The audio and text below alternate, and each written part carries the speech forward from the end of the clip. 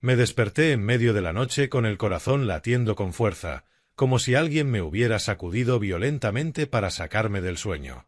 Los golpes en la puerta sonaron rápidos, urgentes, como si quien estuviera afuera estuviera desesperado y no pudiera esperar ni un segundo más. Extendí la mano y miré el reloj de la mesita de noche. La manecilla marcaba exactamente las 2 de la madrugada. Dios mío, ¿quién estaría tocando a esa hora? Me llamo David Coleman, tengo 38 años y trabajo como gerente de operaciones en el puerto de San Diego, California. Estoy acostumbrado a los turnos nocturnos y a situaciones de emergencia, pero lo que sentí en ese momento era completamente distinto. San Diego a medianoche suele ser inquietantemente silencioso, con el sonido lejano y constante de las olas del mar, algo casi tranquilizador. Pero aquellos golpes no tenían nada de tranquilizadores. Eran frenéticos, apresurados, cargados de una inquietud que me recorrió la espalda como un escalofrío, como si no fuera solo un llamado, sino una advertencia surgida desde la oscuridad.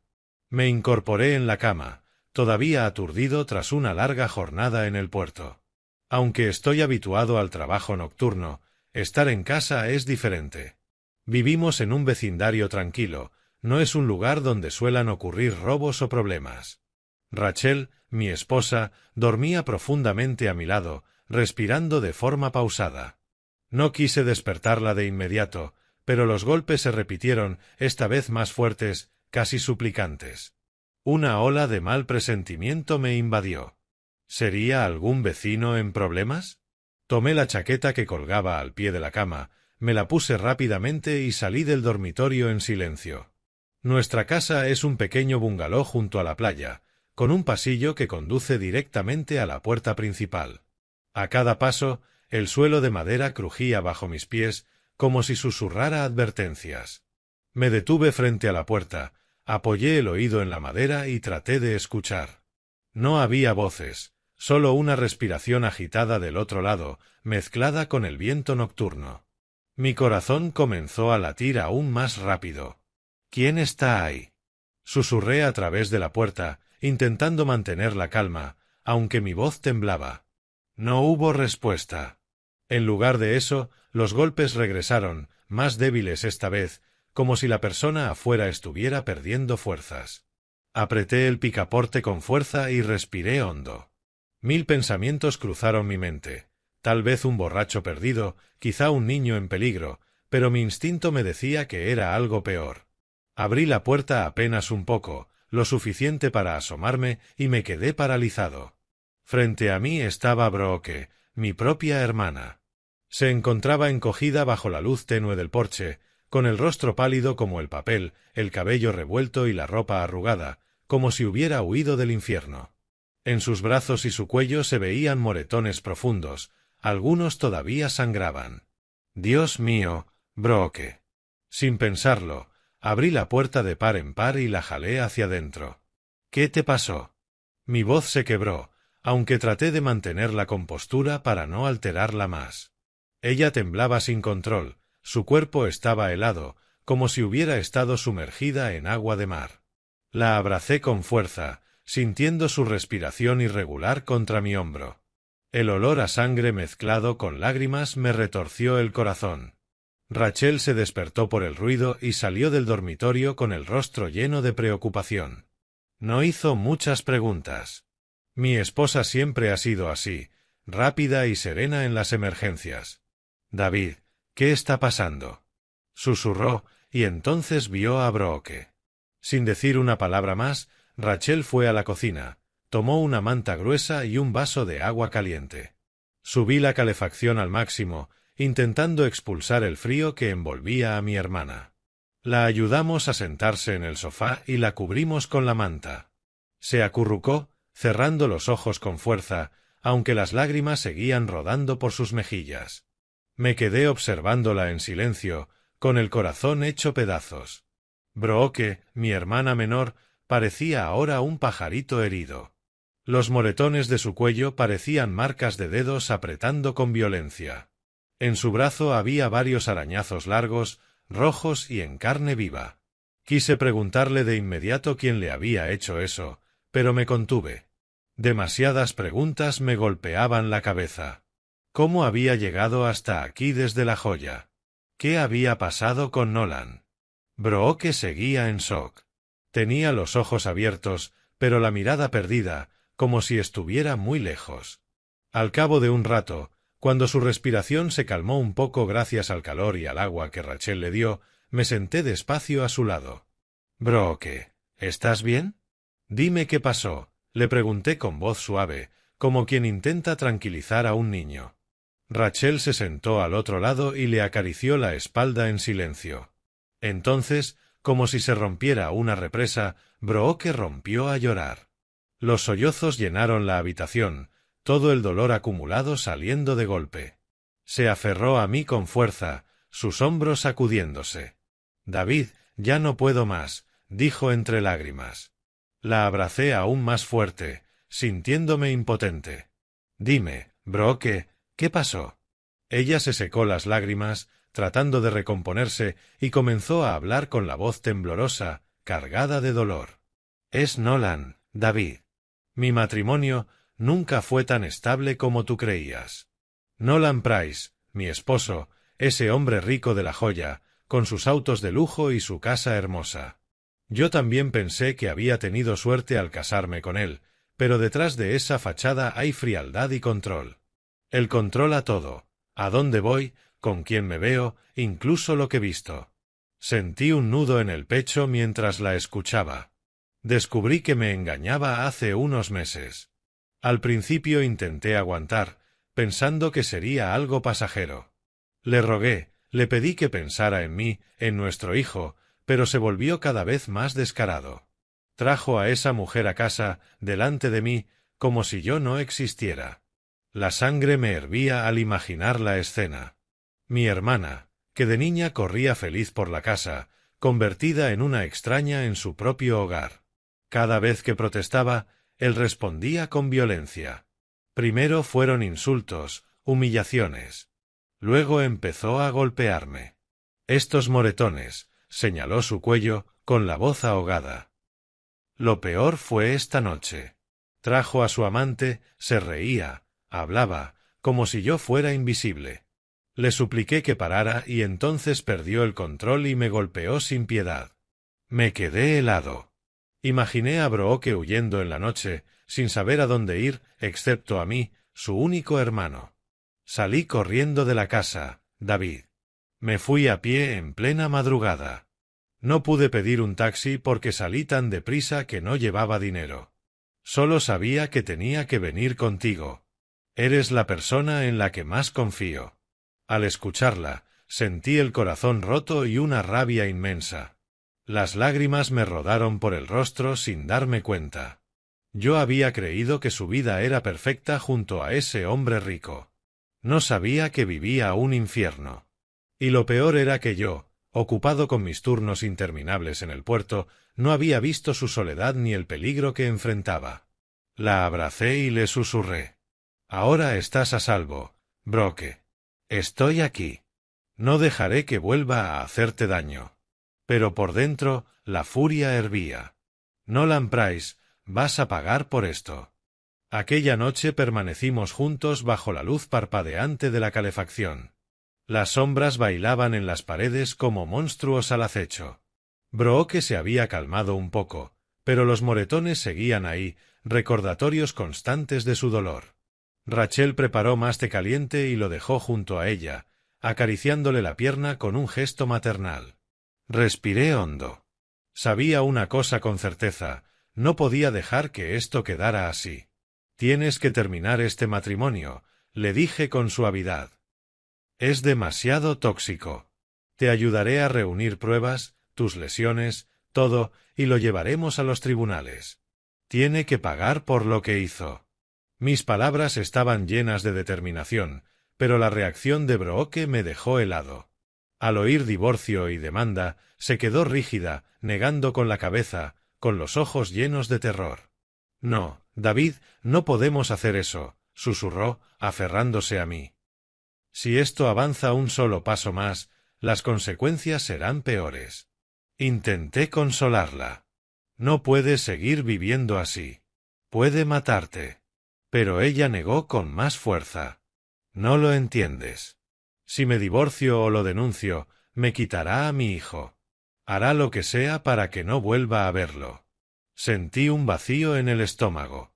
Un niño atrapado en medio de ese infierno. Tiene dinero para abogados, para investigadores privados. Dice que demostrará que soy una mala madre. Tengo miedo, David. Mi hijo lo es todo para mí. Luego añadió, con la voz temblorosa. Su familia es poderosa. Tienen contactos con jueces, con la policía. Pueden torcer cualquier historia. ¿A quién creerán? ¿A una familia rica o a una mujer vulnerable como yo? Comprendí entonces que no solo sufría golpes físicos, sino un terror psicológico constante, una jaula invisible hecha de amenazas, dinero y poder. Antes de casarse conmigo, Nolan golpeó a una exnovia, confesó. Ella lo denunció, pero sus padres lo encubrieron. Pagaron abogados, sobornaron testigos, la verdad desapareció. Ella se fue de la ciudad. Tengo miedo de acabar igual. Dijo que solo quería quedarse esa noche y luego volver. Me sentí completamente impotente. Esto no era solo un matrimonio roto, era un ciclo de violencia protegido por poder e influencias. A la mañana siguiente, la casa estaba extrañamente silenciosa. Brooke se había ido sin decir nada. La llamé. Contestó, fingiendo calma. Estoy bien, David. No te preocupes. Anoche solo fue una pesadilla. Colgó, dejándome con una inquietud aún mayor. No podía quedarme de brazos cruzados. Decidí ir a ver a mis padres, Frank y Janet Coleman. Vivían en Santé, a unos 20 minutos en coche. Les conté todo. Escucharon en silencio, con lágrimas y miedo. No podemos hacer nada, hijo, dijo mi madre. Esa familia es demasiado poderosa. Mi padre asintió. Aguanta. No te enfrentes a ellos. Sus palabras me destrozaron. Mis propios padres, quienes me enseñaron a defenderme, ahora me pedían que aceptara la injusticia por miedo. Y en ese momento comprendí hasta qué punto el miedo puede silenciar incluso a quienes más amas. ¿Qué clase de paz era esa, cuando Brooke se estaba muriendo lentamente por dentro? Intenté convencerlos, con la voz temblorosa por la emoción contenida. No pueden simplemente ignorar esto, les dije. La están torturando. El silencio no es seguridad, es complicidad. Si esto sigue así, podría perder la vida. Mi padre negó con la cabeza, con los ojos cargados de cansancio. Aún eres joven, respondió. Todavía no entiendes del todo cómo funciona la vida. El dinero y el poder lo gobiernan todo. Nosotros solo somos gente común. No podemos luchar contra ellos. Mi madre rompió a llorar, con la voz quebrada. Quiero muchísimo a Brooke, pero tengo miedo, miedo de perderlo todo. La conversación se alargó en una tensión asfixiante, como una cuerda estirada al límite, a punto de romperse. Cuando comprendí que ninguna palabra lograría hacerlos cambiar de opinión, me levanté y me fui, cargando una decepción profunda. El auto se alejó por la mañana gris mientras mi mente era un caos. Entonces entendí una verdad dolorosa. Por ahora, Brooke tendría que enfrentar sus miedos sola. Y yo, por mi parte, ya había entrado en esta lucha sin posibilidad de dar marcha atrás. Los días siguientes pasaron como una pesadilla interminable, lenta, implacable, inquietante. Intenté volver a mi rutina normal, refugiándome en el trabajo en el puerto de San Diego. Turnos largos y agotadores, llenos del estruendo de las bocinas de los barcos, el chirrido de las grúas levantando y bajando contenedores y el rugido lejano de las olas rompiendo contra el muelle. Todo eso antes era mi refugio, pero ahora no era más que ruido de fondo frente a la ansiedad constante que llevaba en el pecho. Cada mañana despertaba esperando un mensaje de Brooke diciendo que estaba bien, que todo había pasado. Pero mi teléfono permanecía en silencio, salvo por algunos mensajes breves. Estoy mejor ahora, David. ¿Mejor? ¿Cómo podía estar mejor cuando sabía que vivía al lado de un monstruo? Mi preocupación por ella era como una herida abierta que no dejaba de sangrar. Perdí el apetito y apenas podía dormir. Rachel lo notó. Cada noche me abrazaba y me susurraba: «Tienes que descansar, David. Encontraremos la manera». Pero ¿cómo iba a descansar si la imagen de mi hermana cubierta de moretones no dejaba de aparecer en mi mente? Recordé nuestra infancia, cuando Brooke y yo corríamos por la playa mientras nuestros padres reían cerca. En aquel entonces, el mundo era simple. Si había un problema, corrías a casa y mamá y papá lo arreglaban. Pero ahora habían elegido el silencio, una falsa paz. Llamé a Brooke varias veces. Su voz siempre sonaba forzada, como si estuviera actuando en una obra de teatro. Nolan me pidió disculpas. «Todo está bien ahora, David». Sabía que mentía, para protegerme o para protegerse a sí misma. La tensión se acumulaba como una bomba de tiempo, y yo solo esperaba el momento en que explotara. En el trabajo, no dejaba de mirar el reloj y revisar el teléfono, aterrorizado ante la idea de perder una llamada suya. Mis compañeros me preguntaban: «¿Por qué te ves tan distraído, David?». Yo forzaba una sonrisa. «No es nada, solo estoy pensando demasiado». Pero por dentro, la inquietud crecía como una sombra que se expandía. Entonces, una tarde, cuando el sol comenzaba a ponerse y teñía el cielo de San Diego de rojo, todo se vino abajo. Estaba recogiendo mis cosas en la oficina, con el portafolio bajo el brazo y las llaves del auto en la mano, listo para irme. De pronto, el teléfono vibró. El sonido resonó en la habitación silenciosa y me sobresaltó. En la pantalla apareció el nombre de Brooke. El corazón se me aceleró. Un mal presentimiento me invadió. ¿Por qué me llamaba a esa hora? Normalmente solo enviaba mensajes. Contesté, con la voz temblorosa. «¿Qué pasa, Brooke? ¿Por qué llamas?». Su voz, al otro lado, estaba alterada, urgente, como si huyera de algo aterrador. «David, por favor, sálvame. Ya no puedo más». Sus palabras se cortaron, mezcladas con gritos y el sonido de cosas rompiéndose. De repente, la llamada se cortó. Solo quedó el pitido interminable de la línea muerta. Me quedé paralizado. El teléfono se me resbaló de la mano y cayó sobre el escritorio con un golpe seco. El pánico me invadió. Sentí que el corazón se me detenía.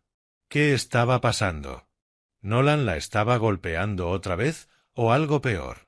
El recuerdo de aquella noche en mi casa me golpeó con fuerza. No podía perderla. Salí corriendo de la oficina sin pensarlo. Escuché a mis compañeros gritar: «David, ¿a dónde vas tan deprisa?». No me importó. Bajé las escaleras casi volando, el corazón desbocado. En el estacionamiento me metí al auto, giré la llave y el motor rugió. Salí disparado a la carretera, las llantas chirriando contra el asfalto. El trayecto del puerto a La Joya suele tomar unos 30 minutos, pero esa vez manejé como un loco, pasándome semáforos en rojo, tocando el claxon sin parar. El viento entraba por la ventana abierta, pero no sentía nada, salvo miedo. «Aguanta, Brooke». «Ya voy», murmuraba, apretando el volante hasta que los nudillos se me pusieron blancos. Cada segundo se sentía eterno. Si llegaba un poco tarde, ¿qué podría pasar? ¿Llamar a la policía? No, era demasiado lento. Tenía que llegar ya. Entré a la zona exclusiva de La Joya, con sus mansiones lujosas y jardines impecables, pero todo pasaba borroso. Frené en seco frente a la casa de Nolan y Brooke. La puerta principal estaba entreabierta. Desde dentro se oían gritos. Entré de golpe, empujando la puerta con tanta fuerza que las bisagras crujieron. La escena que vi me hizo hervir la sangre. Nolan estaba de pie, con el rostro rojo de furia, lanzándole los peores insultos a Brooke. Sus ojos estaban llenos de desprecio, como si no mirara a su esposa, sino a un objeto. Brooke yacía en el suelo, con el rostro contraído de dolor, sangre corriendo por la comisura de sus labios, los brazos protegiéndose la cabeza. A su lado estaba su teléfono destrozado, con fragmentos de vidrio esparcidos por todas partes. El tiempo pareció detenerse. La rabia me cegó. ¡Maldito! ¿Qué le hiciste a mi hermana? Rugí, lanzándome contra él. Empujé a Nolan con fuerza. Se tambaleó y chocó contra la pared con un golpe seco. De inmediato me agaché y abracé a Brooke, cubriéndola con mi cuerpo. El miedo inicial se transformó en una furia incontrolable. Ella sollozaba, temblando, con la respiración entrecortada. Le acaricié el cabello. «Ya estoy aquí. Estás a salvo». Pero mis ojos no se apartaban de Nolan, listo para atacarlo si se movía. La ira llegó a su punto máximo. Me levanté de un salto y lo señalé directamente. «Eres un animal. ¿Quién te crees para ponerle una mano encima a mi hermana? ¿Te llamas hombre? Mi hermana es un ser humano, no un saco donde descargar tu rabia». Sentí que algo dentro de mí estaba a punto de romperse. Si se acercaba una vez más, perdería todo control. Mis puños estaban tan apretados que temblaban. Nolan se puso de pie, limpiándose la sangre del labio, fruto de mi empujón, y sonrió con arrogancia. «¿Así que eres el cuñadito?», se burló. «Lárgate antes de que llame a la policía. No te metas en asuntos de mi familia». Dio un paso al frente, con la seguridad enfermiza de quien está acostumbrado a dominar. «¿Qué crees que puedes hacerme?». Rió con frialdad. «La familia Price tiene dinero y poder. Puedo aplastarte como a una hormiga». Miró a Brooke, encogida en el suelo. «Es mi esposa. Puedo hacer con ella lo que quiera». Luego volvió a mirarme con desprecio. «Y tú solo eres un gerente barato del puerto. No creas que por ser su hermano vales algo». Sus palabras me cortaron como cuchillos. Pero en lugar de hacerme retroceder, alimentaron aún más mi furia. Nolan soltó una carcajada llena de desprecio. «Adelante, pégame otra vez. Te juro que perderás tu trabajo, tu casa, todo. Vuelve a tu agujero antes de que lo lamentes». El instinto se apoderó de mí. Me lancé hacia él, el puño listo para golpear. En ese instante, Brooke logró ponerse de pie como pudo y me sujetó el brazo con la poca fuerza que le quedaba. «No, por favor, David. Detente. Te lo suplico. No le pegues». Su voz temblaba, casi rota. «No puedo más. No te metas en problemas por mi culpa». Me quedé inmóvil. El puño seguía cerrado, pero el cuerpo no respondía. Nolan lo notó y volvió a sonreír, provocador. «¿Qué pasa? Golpéame». «Te estoy esperando», susurró, acercándose. «A ver qué le queda a un gerente del puerto después de hoy». Lo miré fijamente, respirando con dificultad. «Golpearte solo ensuciaría mis manos», dije con voz helada. «Pero te juro que si vuelves a tocar a mi hermana, no estaré aquí hablando contigo». Nolan se echó a reír con desprecio. «Pensé que eras distinto. Al final, solo eres un cobarde». Miré a Brooke, temblando, aferrada a mi brazo. Entonces aflojé el puño.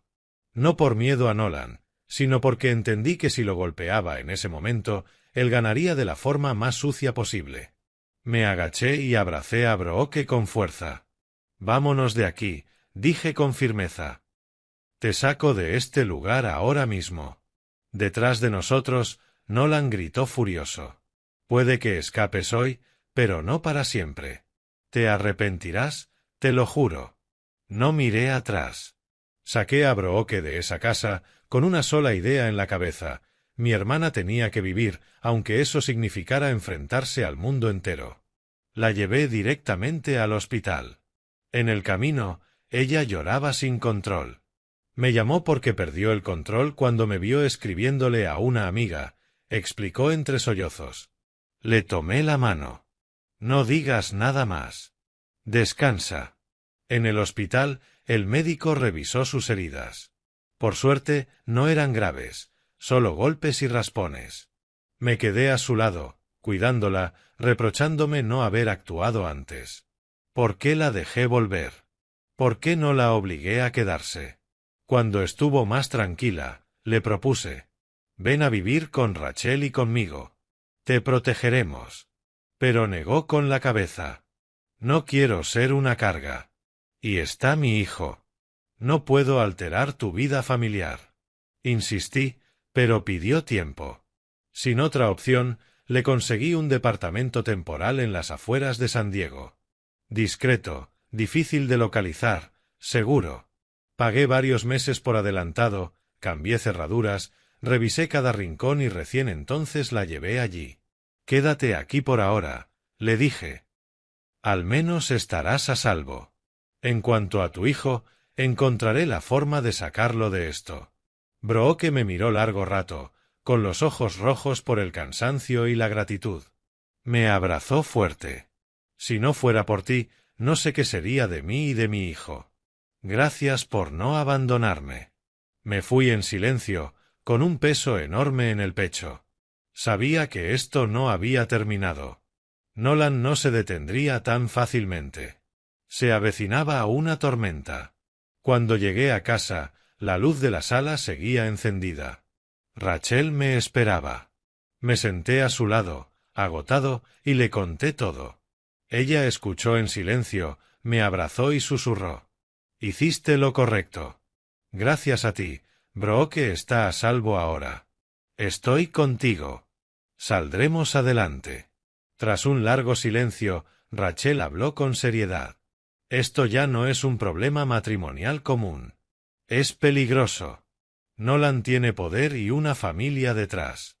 No podemos actuar impulsivamente. Luego añadió: hay alguien que puede ayudarnos. Mi tío Jonathan Meyers. Fue abogado durante muchos años, especializado en casos de familias ricas y poderosas. Al principio dudé, pero Rachel insistió: no puedes hacer esto solo, David. Y quedarnos callados ahora solo empeorará todo. Nolan no se detendrá. Encontrará ese departamento. Usará su dinero para rastrearla. Y en ese momento supe que el verdadero enfrentamiento apenas estaba comenzando. Necesitamos un plan, no acciones impulsivas. Sus palabras me golpearon con fuerza. Me quedé pensando largo rato, mirando por la ventana hacia la oscuridad que lo envolvía todo. La imagen de Brooke temblando, su hijo esperando en casa de los abuelos, todo eso me hizo comprender que Rachel tenía razón. Yo solo no era suficiente. Finalmente dejé a un lado mis dudas. Está bien. Lo llamaré. Saqué el teléfono y marqué el número que Rachel me había dado de Jonathan. Sonó varias veces hasta que su voz respondió, cálida y alerta a pesar de lo tarde que era. ¿Qué ocurre para que llames a esta hora? Le expliqué brevemente la situación de Brooke, Nolan, la violencia y las amenazas. Escuchó sin interrumpirme y luego dijo con voz firme: es grave. Reúnete conmigo mañana en nuestra cafetería habitual, la de la esquina cerca de tu casa. Colgué sintiendo un alivio parcial. Rachel sonrió. Me alegra que hayas tomado la decisión correcta. Esa noche dormí mal, soñando con la sonrisa burlona de Nolan, pero esta vez Jonathan estaba a mi lado.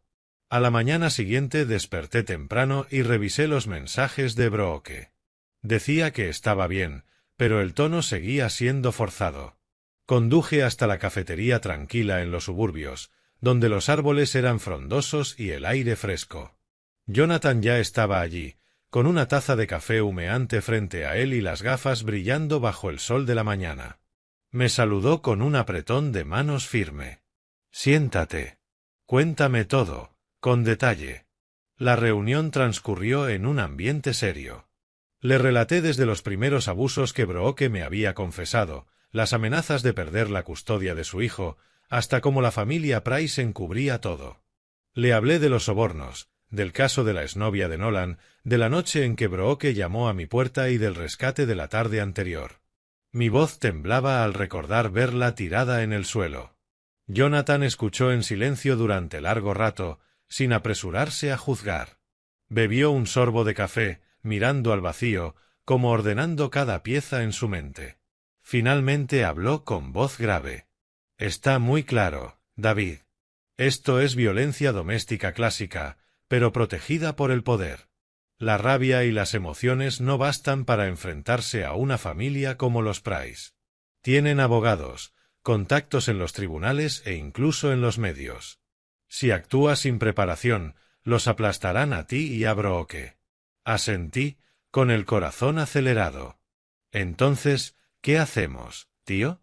Él enfatizó cada palabra. Necesitas pruebas legales sólidas.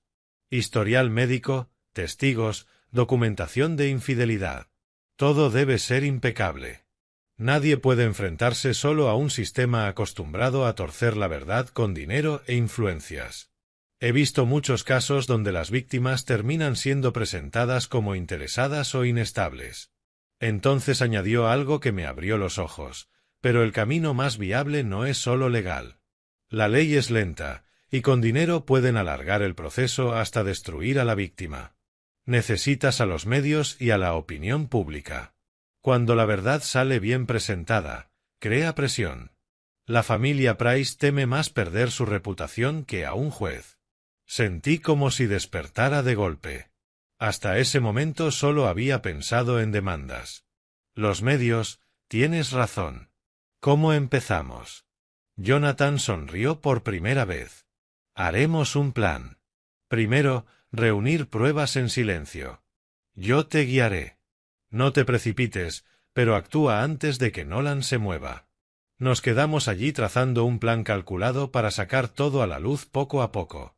La cafetería se fue quedando vacía y solo quedaban nuestras voces bajas y el aroma del café. Jonathan dibujó un esquema simple en una hoja. El silencio es clave, David. No dejes que sospechen. Tienen ojos y oídos en todas partes. Un error y atacarán antes de que puedas reaccionar.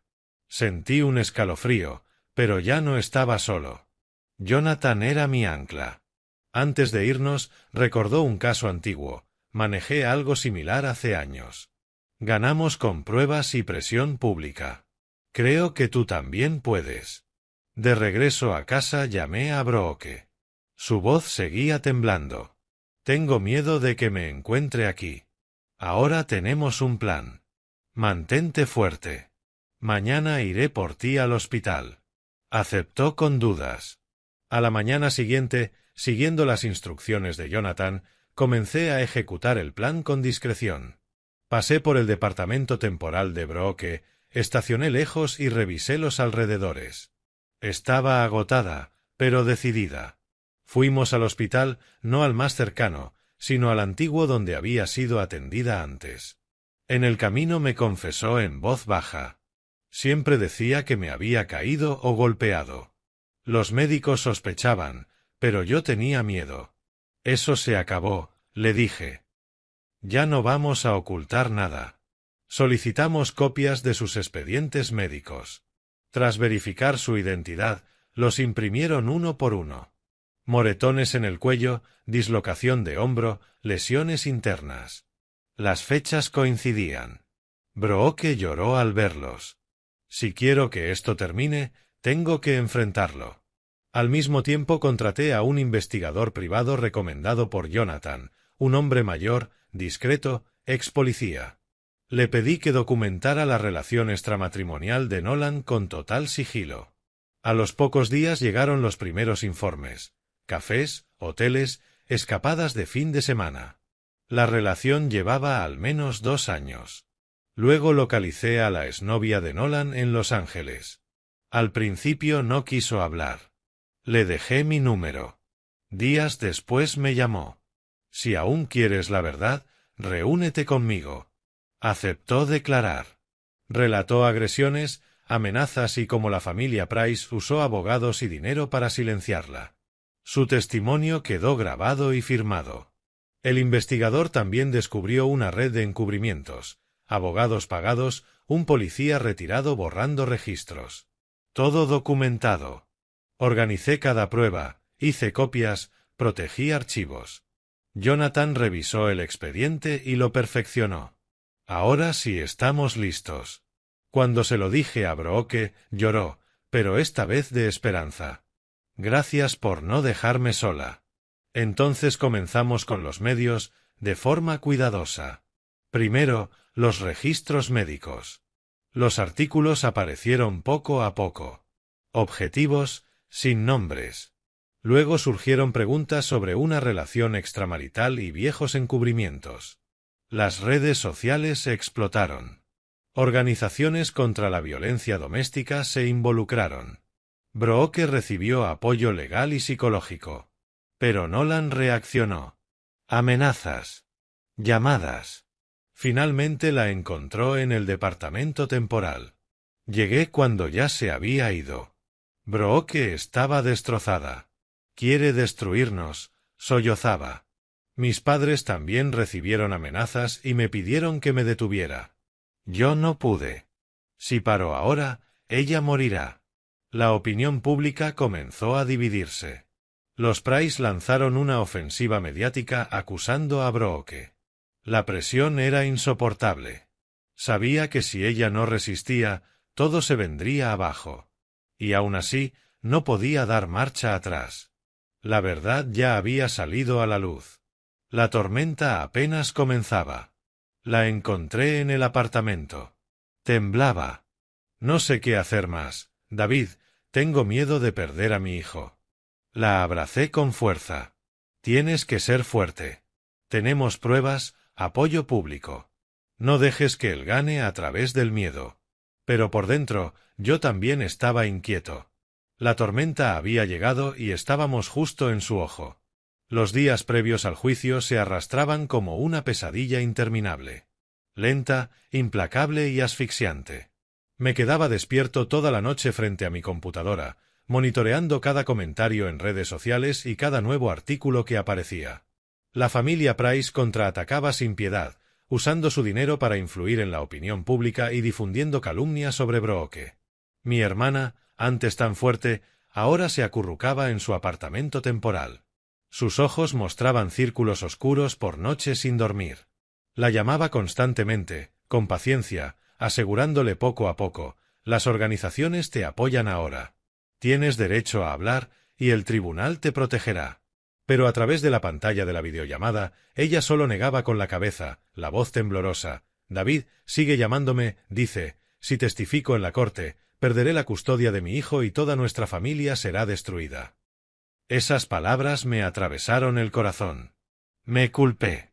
¿La estaba arrastrando a una guerra demasiado brutal? Pero también sabía que detenernos ahora sería lo mismo que rendirse, permitir que Nolan siguiera atormentándola en silencio. Jonathan trató de mantenerme firme.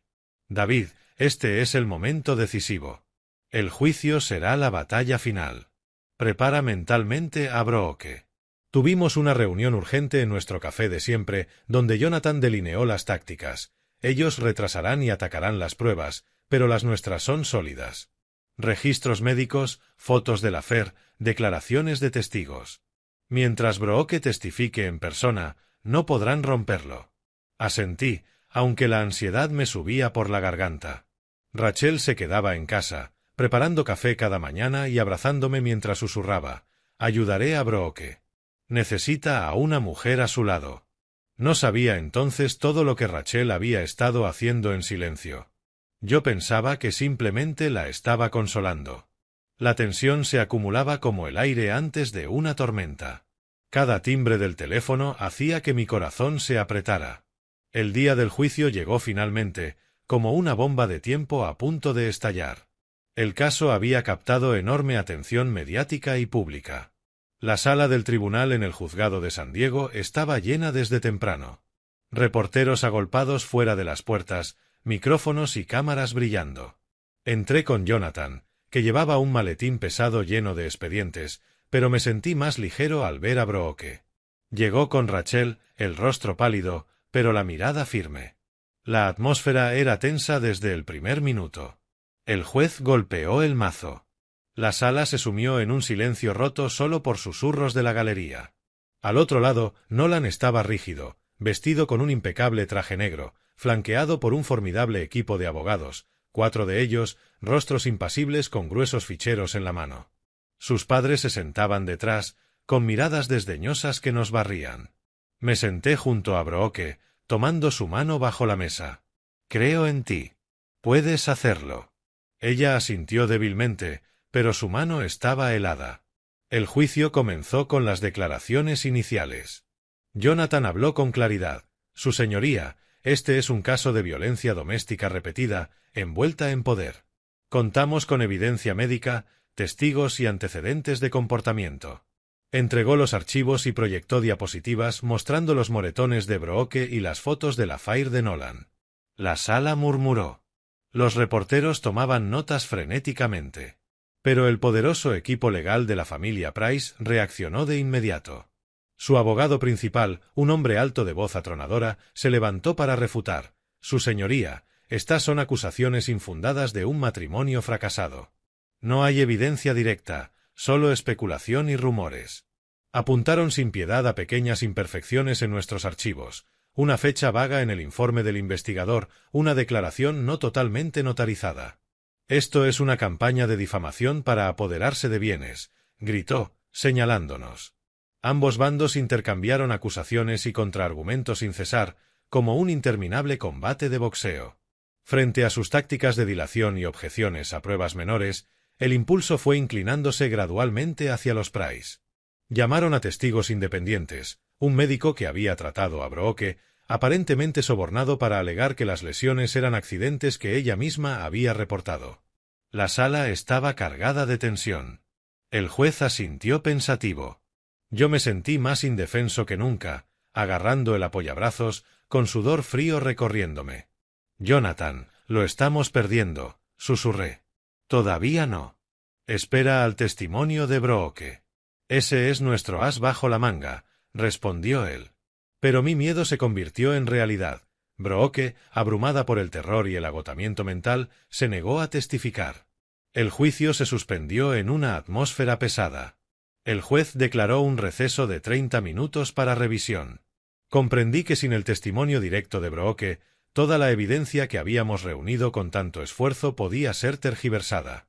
Registros médicos, informes de investigación, declaraciones indirectas de testigos, todo tenía valor, pero sin que Brooke hablara con su propia voz, permanecería frío y fácilmente cuestionable. En ese instante, comprendí con claridad la fragilidad de la justicia frente al dinero y el poder, y una sensación de impotencia me invadió. Nuestros esfuerzos podrían derrumbarse por un miedo profundamente humano. Justo cuando todo parecía irremediable, la puerta de la sala de espera se abrió. Brooke apareció en la entrada del tribunal, caminando junto a Rachel. Mi corazón dio un vuelco, mezcla de miedo y esperanza.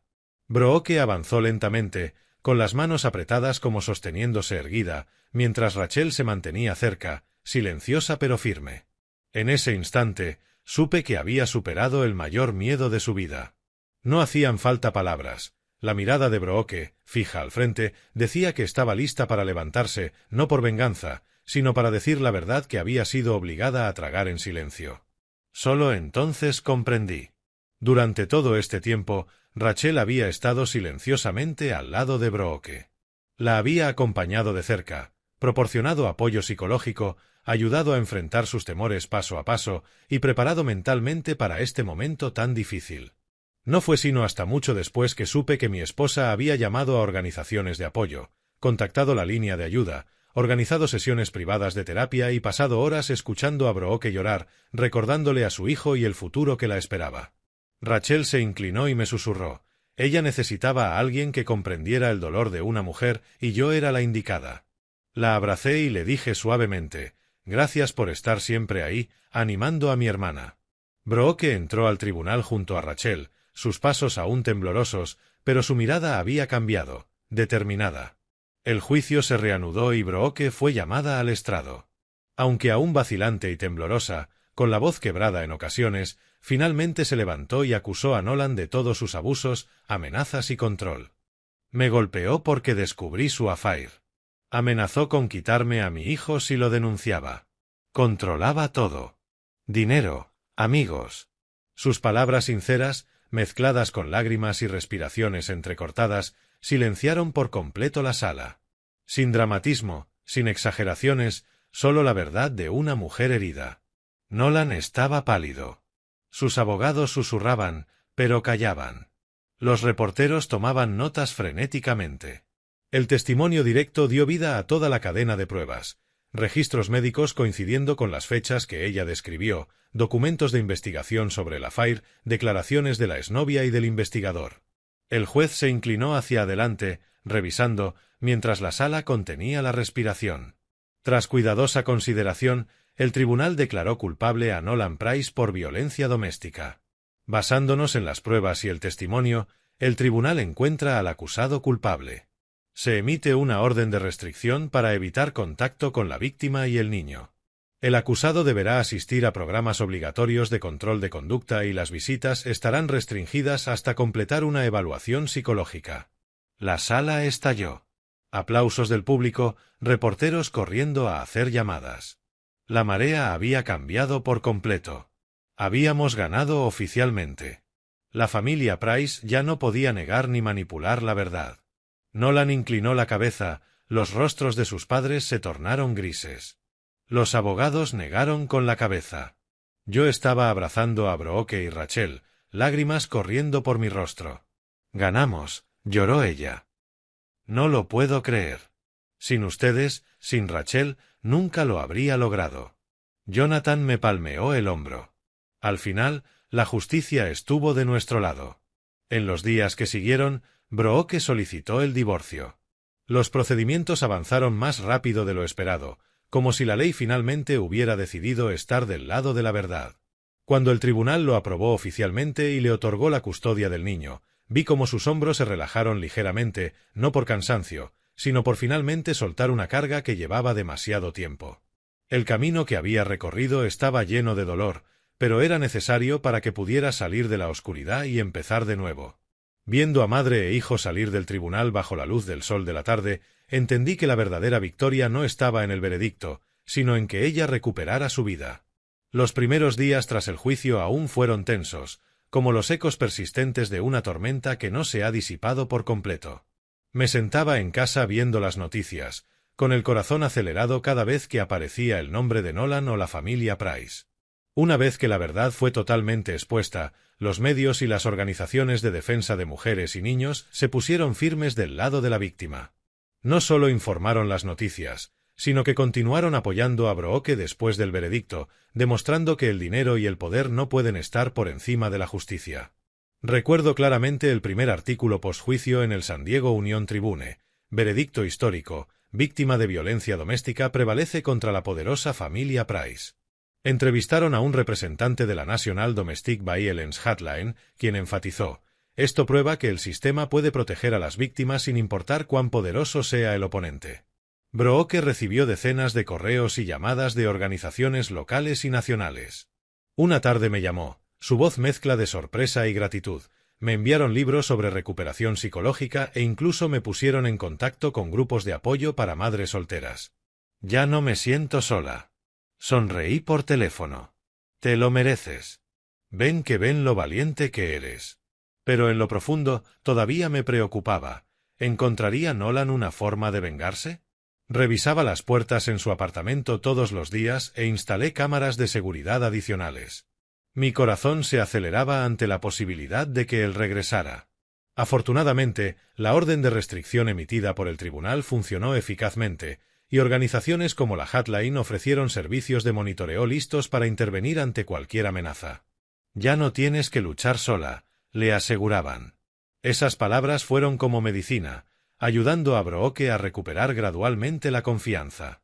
Mientras tanto, la familia Price ya no aparecía agresivamente en los medios. La atención pública se desplazó gradualmente a otros casos, pero su honor y reputación social habían sufrido un daño evidente. Limitaban sus apariciones públicas, sin más fiestas glamorosas ni publicaciones ostentosas en redes sobre su lujosa vida. Las relaciones sociales se volvieron más cautelosas. Viejos amigos los evitaban y asociados mantenían distancia. Una vez, leí por accidente un comentario en línea: la familia Price solía ser un ícono. Ahora, ¿quién se atrevería a acercarse? No sentí satisfacción. Solo pensé que era justo. Habían usado su poder para encubrir demasiado tiempo y ahora debían pagar el precio. Por orden judicial, Nolan tuvo que asistir a programas obligatorios de control de conducta, y sus derechos de visita con el niño se restringieron estrictamente. La empresa familiar, Price Enterprises, especializada en bienes raíces de alto nivel, enfrentó escepticismo creciente de socios y clientes. No colapsó de inmediato, pero como una grieta que se extiende lentamente por un muro sólido. Jonathan me actualizaba. Los accionistas celebraban reuniones de emergencia. Algunos fondos de inversión se retiraban gradualmente. Tuvieron que reestructurar su imagen, contratando una nueva firma de relaciones públicas y emitiendo comunicados internos sobre compromisos éticos. Los artículos de negocios analizaban: impacto del escándalo de violencia doméstica en la marca. Los clientes de alto nivel no quieren asociarse con imágenes negativas. Seguía los rumores sobre sus contratos, retrasos y retiradas. Un socio importante en Los Ángeles declaró públicamente: estamos revisando nuestra relación debido a preocupaciones por riesgo reputacional. Tuvieron que realizar talleres internos y capacitar a empleados sobre prevención de violencia como medida de control de daños tardía. Recordé los primeros días cuando Nolan me había despreciado.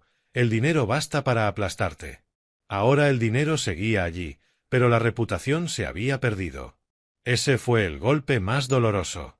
Brooke comenzó oficialmente su nueva vida con su hijo, mudándose a un ambiente más tranquilo en los suburbios de Santee, cerca de nuestros padres, pero lo suficientemente lejos de los recuerdos de la olla. La ayudamos a instalarse en un pequeño bungalow con jardín de flores y un área de juegos para el niño. El día de la mudanza, se detuvo en la puerta, respirando profundo aire fresco. David, ya no escucho golpes en medio de la noche. Mi sobrino, el pequeño de 4 años, corría por el jardín riendo sin preocupaciones. Mamá, nuestra casa nueva es hermosa. Verlos me calentó el corazón, aunque aún sentía inquietud. ¿Estaría realmente bien? Sin vivir ya en miedo y anticipación de violencia, aprendió gradualmente a respirar tranquila y dormir profundamente. Organizaciones como ONCAP le enviaron material y la ayudaron a encontrar trabajo, un puesto ligero de oficina adecuado para una madre soltera. Yo la llevaba regularmente a sesiones de terapia psicológica, cita tras cita. Fijé las reuniones todos los miércoles, conduciéndola al centro recomendado por la Hotline. La terapeuta, una mujer amable de mediana edad, la ayudaba a nombrar sus miedos, desenredar la culpa y recuperar el control de su vida. Al principio estaba en silencio, solo lloraba. Pero poco a poco comenzó a hablar. Solía pensar que era mi culpa por elegirlo. La terapeuta negó con la cabeza. No, no es tu culpa. Fuiste víctima y ahora eres sobreviviente. Yo esperaba afuera, con el corazón acelerado cada vez que emergía con los ojos rojos. Con el tiempo, Brooke se estabilizó. Dormía mejor, ya no se sobresaltaba por la noche, hablaba más sobre el futuro y comenzó a creer que no estaba equivocada por defenderse a sí misma y a su hijo. Una sesión, sonrió de verdad. David, hoy hablé de mi hijo y me di cuenta de lo fuerte que soy. La abracé. Siempre lo supe. Siempre has estado ahí. Un día, mientras regresábamos de una sesión de terapia, vi a nuestros padres esperándonos frente a la nueva casa de Brooke. Habían venido por iniciativa propia, con los rostros serios y sin intentar evitarnos esta vez. El cabello de mi padre estaba más gris, los ojos enrojecidos. Mi madre, Janet, sostenía un ramo de flores, las manos temblorosas. David, Brooke, hemos venido a hablar con ustedes, dijo mi padre, la voz entrecortada. Detuve el auto, el corazón latiéndome con fuerza después de meses de ira y rencor. ¿Qué hacían allí? Brooke bajó del auto, el rostro pálido al verlos. Entramos y nos sentamos alrededor de la mesa de la cocina, la atmósfera pesada como aquel primer día en que les conté toda la historia. Nuestros padres admitieron que su silencio y su cobardía durante todo aquel tiempo se habían convertido en una carga de arrepentimiento y vergüenza. Mi padre inclinó la cabeza por un largo momento antes de hablar, con voz quebrada. Elegimos la seguridad para nosotros antes que proteger a nuestra hija. Me convencí de que soportar en silencio era lo prudente, pero ahora sé que no fue más que cobardía. Cada día vivo con la sensación de haber traicionado a mi propia hija. Mi madre no pudo contener las lágrimas, sus manos temblorosas sujetando las de Brooke. Te escuché sufrir en silencio y aún así me di la vuelta, dijo entre sollozos. Tenía tanto miedo que olvidé que era madre. Hubo noches en que no pude dormir pensando qué habría pasado si no hubieras escapado a la casa de tu hermano esa noche. Lamento no haberme puesto frente a ti ni una sola vez. No ofrecieron excusas, ni culparon a las circunstancias ni a otras personas con poder, solo admitieron su error y mostraron un arrepentimiento tardío pero sincero. Brooke y yo no pudimos perdonar de inmediato. Las heridas no estaban sanadas, pero tampoco nos alejamos. Elegimos escuchar, dando la oportunidad de enmendar a través de acciones. Hablé directamente, sin enojo, pero con firmeza. Mamá, papá, disculpas se pueden decir, pero lo que necesitamos es que defiendan la justicia, incluso cuando no sea seguro. Asintieron, los ojos ya no evasivos. Entendemos, dijeron. Y esta vez, sin importar el costo, no nos quedaremos en silencio. En una reunión familiar, mi padre se puso de pie, con voz baja pero firme. Cuando nos enteramos de que nuestra hija había sido abusada, elegimos el silencio. Ese fue el mayor error de nuestras vidas. Desde hoy, prometo que no volverá a suceder.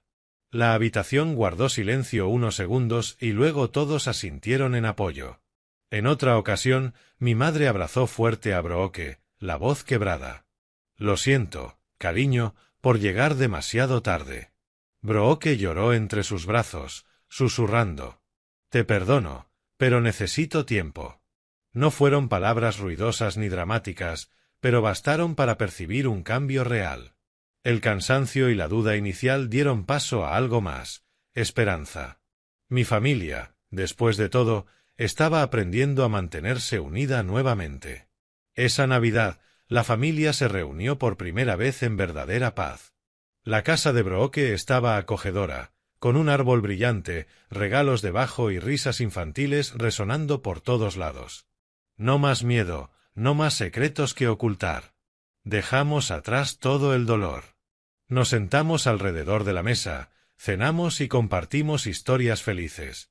Mirando alrededor, mi corazón se llenó de calor. Del infierno al cielo, todo gracias al coraje. Reflexionando sobre todo lo sucedido, entendí una cosa: la justicia no llega a quienes permanecen en silencio. Solo cuando la verdad se habla y se defiende hasta el final, el dinero y el poder deben ceder. Sentado solo en la playa de San Diego, con las olas acariciando suavemente la orilla, pensé en el camino recorrido. Desde aquella noche de golpes hasta el juicio, del miedo a la victoria. De la historia de mi hermana, extraje una amarga lección: el silencio ante la violencia no preserva a la familia. Permite que el mal persista y pase de una persona a otra. Recordé cómo nuestros padres aconsejaban la resistencia y ahora la lamentaban. Y si tuviera un consejo para alguien en una situación similar, sería este: no sufras solo. Busca a quienes estén dispuestos a permanecer contigo, porque levantarse no destruye a la familia. Salvarse a uno mismo y a quienes amas es la verdadera valentía.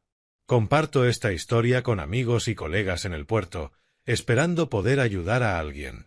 Brooke ahora sonríe más. Su hijo crece sano y feliz. Seguimos viéndonos, pero ahora con alegría.